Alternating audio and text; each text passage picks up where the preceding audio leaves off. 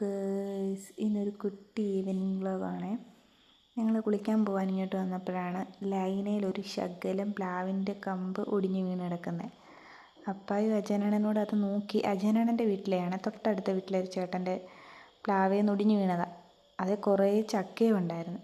പിന്നെ അപ്പാടെ ഒരു ബുദ്ധിയാണ്, കയറ് കല്ല് കെട്ടി അതേ വലിച്ചിട്ട് അതിൻ്റെ അറ്റം ഭാഗം, കല്ല് കെട്ടിയ ഭാഗം താഴോട്ട് വരുമ്പോൾ നമുക്കിങ്ങനെ വലിച്ചിടാമെന്നുള്ള ഐഡിയ ആയിരുന്നു. പക്ഷേ അത് ചീറ്റിപ്പോയത് കൊണ്ട് ജോയിച്ചാൻ പോയി അവരുടെ വീട്ടിൽ നിന്ന് തോട്ടി എടുത്തുകൊണ്ട് വന്ന് തോട്ടി വെച്ച് വലിച്ചാണ് കമ്പ് താഴെയിട്ടത്. KFC-യിലൊക്കെ വിളിച്ച് പറഞ്ഞ് കറണ്ടൊക്കെ ഓഫ് ചെയ്തേക്കുക.